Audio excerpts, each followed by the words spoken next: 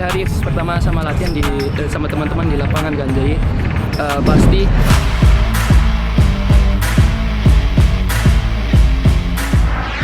Kabar baik dari Jepang, Pratama Arhan tampil menjanjikan di laga uji coba Tokyo Verde.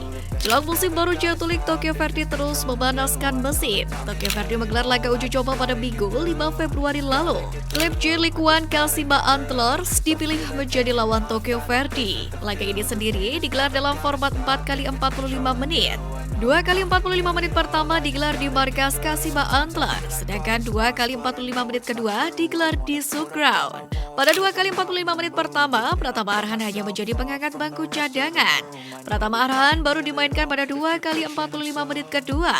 Pemain berusia 21 tahun itu pun dipasang di posisi aslinya, yakni sebagai bek kiri. Penampilan Arhan di laga ini pun terbilang cukup menjanjikan. Beberapa kali Arhan pun terlihat memotoni serangan Tokyo Verde dari sisi kiri. Sementara pertandingan pun berakhir dengan kemenangan Antlers. Meski unggul lebih dulu lewat gol Ayuta Kajikawa, Verde kemudian kena comeback dan harus menelan kekalahan dengan skor tipis 1-2. Sementara itu penampilan Arhan yang terlalu sering membantu serangan tampaknya harus lebih dievaluasi lagi. Sebab 2 gol Antlers tercipta lewat sisi kiri pertahanan Verde yang mana merupakan tanggung jawab Arhan untuk menjaga area tersebut. Meski begitu, Arhan pun diharapkan bisa terus mengevaluasi permainan yang menjadi lebih baik untuk kedepannya. Sebab dalam aspek membantu serangan, permainan Arhan pun sudah jauh meningkat. Arhan sendiri tampak optimis menjalani musim keduanya bersama dengan Tokyo Verde. Saya sangat senang bisa kembali ke Tokyo Verde. Saya berharap ke depan bisa tampil maksimal dan bisa membantu Tokyo Verde kemasannya lagi, kata Arhan dilansir dari Instagram resmi klub. Hasil pertemuan Persija dengan PSSI positif meski Sintayong tak bertemu langsung Thomasdoll. Manajemen dan pelatih Persija Jakarta menggelar pertemuan virtual dengan tim pelatih timnas pada Selasa 7 Februari 2023 siang. Manajemen Macan Kemayoran sangat mengapresiasi adanya forum tersebut. Persija sendiri diwakili pelatih Thomasdoll dan juga Wakil Presiden Gandesa Putra. Sementara tim pelatih timnas didelegasikan kepada asisten pelatih Dova Arianto. Pertemuan itu dikabarkan Gandesa pun berlangsung positif, di mana kedua belah pihak memahami kesulitan masing-masing. Untuk itu mereka sedang mencari solusi untuk kedepannya. Menurut Gandesa, pertemuan tersebut secara khusus berkaitan dengan pemanggilan pemain dalam pemusatan latihan atau TC Timnas U20. Seperti diketahui, ada 9 pemain Persija yang dipanggil untuk mengikuti TC Timnas U20, proyeksi Piala AFC U20 2023 dan Piala Dunia U20 2023. Kami membicarakan opsi-opsi yang mungkin bisa diambil terkait pemanggilan pemain yang memiliki menit bermain yang banyak di Liga 1. Persija berharap hasil diskusi ini bisa disampaikan ke pelatih kepala Sintayong, sehingga bisa ada titik temu yang baik untuk kedua belah pihak, ucap Gandesa. Sementara itu, Persija menekankan berkontribusi untuk kemajuan timnas masih menjadi visi dan misi klub. Bagaimanapun caranya, Macan Kemayoran akan terus ada di track itu.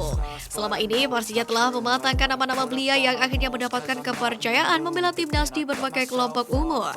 Jadi proses itu akan terus dilakukan sehingga para pemain dapat berkontribusi lebih besar untuk Persija, timnas, dan ujungnya kepada sepak bola Indonesia. Komitmen Persija kepada timnas sangat total. Seperti yang sudah pernah disampaikan Coach Thomas, kami akan membantu timnas dengan memberikan menit bermain pada para pemain kami di level tertinggi kompetisi nasional, ujar Gandesa. Meski begitu, dalam kesempatan ini Thomasdoll dan Sintayong tidak bertemu secara langsung, bahkan bertatap muka secara virtual pun tidak.